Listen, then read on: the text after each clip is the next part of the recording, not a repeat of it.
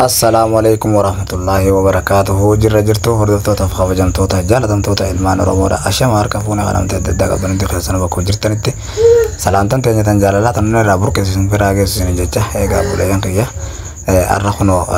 imalle khenya jammare jira imala gara maati warda fa deema jira ega bulayan qiya achumanu yero garte maati warda fa biragenya video snif marra amma ga khara deemu jirra khara asfalt rabbane ga hono amma dehenya kana amma duran tikkicho guyya torban takka dura robni nidide amma robni tara lama mo kana tikkicho lafa bu'e tara lama mo kana robe guyya lama robe na fakkat akkasitti deemu jirra lafti amma tikko yote jirti kharaan garte ga baadiyyaadha ni owa tanaafuu bulayan qiya ballina kunga ballina mataara fi hawaashi jidduudha jechuun bulayan qiya nuti amma micha Abdurrahman fuune deemu jirra ijoollee ta'an manatti dhiifne biinii faa wajjin ijoollee ta'an adaamatti dhiifneti Abdurrahman moqofa fuune deemu jirra jechuudha bulayan qiya ijoollee ta'an haa teessu jennee dhiifne if beekanii Abdurrahman ammoo daa'immaaf hin beeku saniifi haguma wardaan amma galte kanatti hagumaatti haati tun taphaa miti foolee isiidha baree akkasitti haadha jalaafuu dinnaan isa kana garaan nu dadhabee fuunee deemneni silaagaa obboleeyyan kiyya ijoollee ta'anillee ni fuuna garuu isaan ni taphatanii obboleettiinis bira jirti guddooni hayraatiin jechuudha saniif wal biratti dhiifnee akkasitti kanuma qofa biraa fuunee deemutti jirra jechuudha obboleeyyan kiyya akkasitti gaa'ee obboleeyyan kiyya du'aayin nu godhaadhaa du'aayin teessan dalaydee jirti hedduu wallaahi hedduu gammannee jirra du'aayin teessan baay'ee nu gammachiiftee jirti obboleeyyan kiyya gammachuu keessa gartee akka taanu dhabnee maaliifii jennaan obboleeyyan kiyya kaisinuu gartee koomentii gammachuudha akkasitti nu barreessitan nuti faanga anfaan dhugumaan gammachuu natti dhagamuu qaba maali jennaan obboleeyyan kiyya waa meeqatu na mudate balaa meeqan na mudate balaa akka tasaa meeqatu na mudate obboleeyyan kiyya akkasitti agartee haga ifajjeesu murtee du'aa ifirratti kannee garuu abbaan ifajjeesuudhaaf hindu'anii abbaan gartee murtee du'aa ifitti kanneedhaaf hindu'anii akkasitti rabbiin kiyya na baasee du'aa teessanii wajjiin bahee hono obboleeyyan kiyya akkatti hono arra maatii tiyya gartee walitti deebinee haadha Bilaal kiyyaati fi haadha Khayraatiitii fi haadha Abdurrahmaan kiyyaati walitti deebinee akkatti gammachuu waliin qooddataa obboleeyyan kiyya arra silaa gartee ganda soddaadha maatii wardaa kanaanu silaa waliin agarru hono arra guyyaan gartee rabbii wal argaa jedhee wardaadhanis wal garree wajji gammannee akkasitti hono affeeramnee karaa ganda soddarraa maatii wardarraa akkasitti nagaan deemaa jirra obboleeyyan kiyya maatii wardaati gaa hedduu yaaddaa turanii intalti teenya gaa akkasitti haala maal keessa turtee haala maraachuu keessa micaa kanaatu kana godha maal yaanninis gaa obboleeyyan kiyya nama dhibaasan oggumadha inni gaa garra inshaa Allahu ta'ala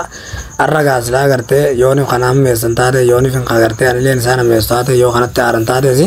obboleeyyan kiyya arra gaa gartee warduma dhufte tanaafuu waan natti dubbatanii qaban isaanis warduma dhufte tana sababu wardaa kanaafuu waan naan janis hin qabani inshaa Allahu ta'ala obboleeyyan kiyya du'aa nu godhaadha inshaa Allahu ta'ala maatii wardaa saniinis gammachuudhaan akka adda baanu osoo walitti muufatin akka adda baanu obboleeyyan kiyya inshaa Allah du'aa nu godhaa isiniin jenna rabbi nagaan nu haa geessu imala keenya imala gaarii nuuf haa godhu obboleeyyan kiyya balaa nurra akka tasaa nurraa haa qabu egaa obboleeyyan kiyya inshaa Allah warra akka keenyallee kan gartee adda faffaca'ee jiru rabbii walitti haa deebisu inshaa Allah gartee maatii mataa walitti qabee isaan haa gammachiisu yennaa obboleeyyan kiyya namuu gartee akka itti galuu dhabe malee akka biyyeefitti galuu hin feene hin jiru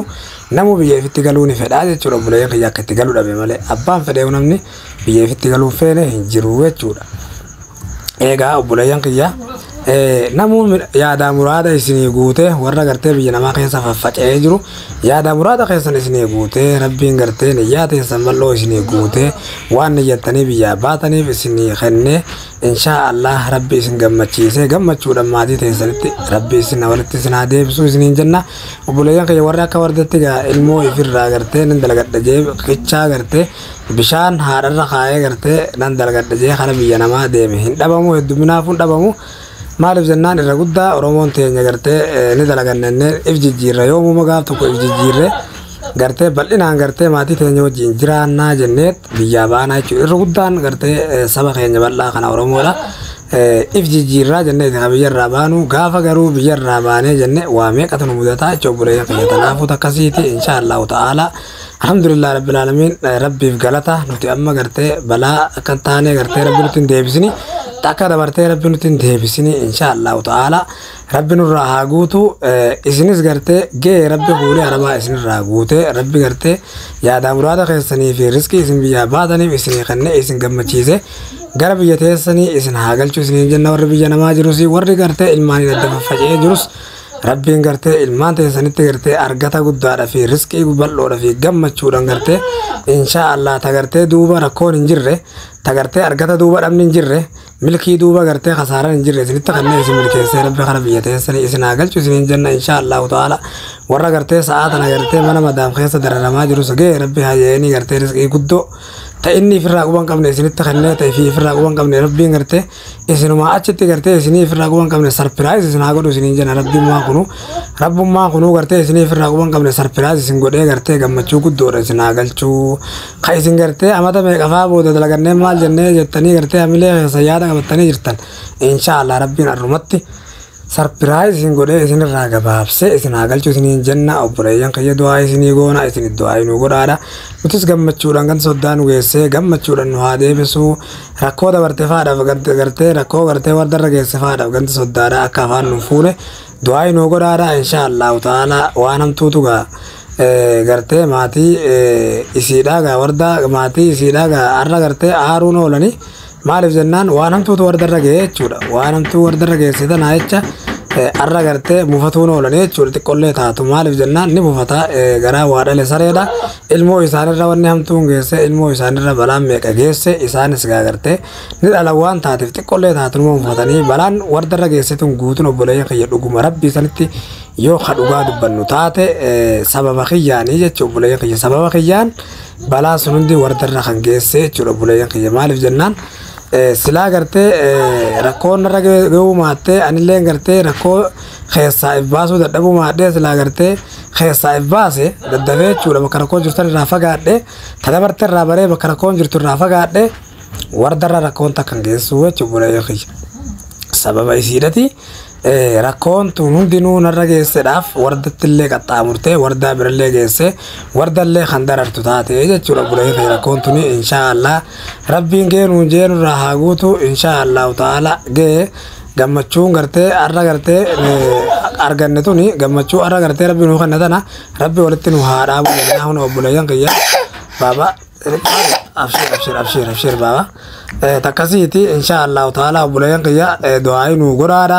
Du'aayin teessan gartee haalan nu fayyadaa jirti du'aayi teessan haalan gammachuu itti garre haalan itti milkaa'aa jirra du'aayi teessanii obboleeyyan kiyya du'aayi teessanii nu faana turaa isiniin jennaa inshaallahu ta'ala. Takkanaati obboleeyyan kiyya amma gartee isfaaltirraa hara gartee garagaantii ba'uudhaaf dhalaa'u jirra obboleeyyan kiyya. Amma hunoo laal baajaaj qabannee jirraa jechuudha. Baajaaj qabannee hunoo imala keenya gara gartee baadiyyaa gara maatii wardaafa baadiyyaadha imalaa jirraa jechuudha. Baajaaj kana fakkaataa obboleeyyan kiyya biyya arabaa baajaajiin jirtu. Baajaaj tun Itoophiyaa keessa rakkina geejjibaatii fi rakkina konkolaataa waan jiruufi hunoo laal karaa baadiyyaadha kana fakkaata. Karaan baadiyyaa kana fakkaata obboleeyyan kiyya haala kanaan nu imalaa jirraa du'aayi nu godhaadha inshaallahu ta'ala. Raaree kana fakkaatu tana keessatti nuun tuqu jirti baajaaj nuyi egaa obboleeyyan kiyya haala kanaan gartee hunoo gartee safararra jirraa jechuudha. Musaafira kara deemu jirra takkanaati du'aayi nu godhaa isiniin jennaa inshaallahu ta'ala. Hunoo Abdurrahmaan irreefune rafee xiqqoo shilim jee amma ka'ee jira obboleeyyan kiyya haala kanaan gaa ziyaaraa ganda maatii wardaadhaa ziyaaraa godhu yaana obboleeyyan kiyya gammachuudha inshaallah izni rabbii khaaliqaatiin ni gammannee abdii qabnaa du'aayi teessanii nu bira dhaabbadhaadha inshaallah du'aayin teessan akka nuu qeebalamtu abdii qabnaa inshaallahu ta'ala. Imala keenya gaa hunoo itti tuudhee jirra wardaanis gaa hunoo biyya abbaa isiidhaa gartee galtee jirti Itoophiyaatti galte inshaallah haga laffaate biyya namatti laffaate haga dararamte haga jinqamte haga gartee hiraaramte haga azzabamte haga gajiru boichaate saga jiraate boche isinis wajjibo bochanii du'aayis gootanii fi du'aayin sunis qeebalamte uno asii rabbi ga'ee jira inshaallahu taala du'aayi teessaniin nufaana turaan affeerraa keenya buleeyyan kiyya haga maatii wardaafaa bira geenye gaa maatii wardaafaa waan isaan nuun ja'a walumaan laallaa inshaallahu taala haga viidiyoo ganda maatii wardaafaa bira geenye isinii marrutti assalamu alaikum warahmatullahi wabarakatuh isiniin jenna buleeyyan kiyya nagaan nu jiraadha.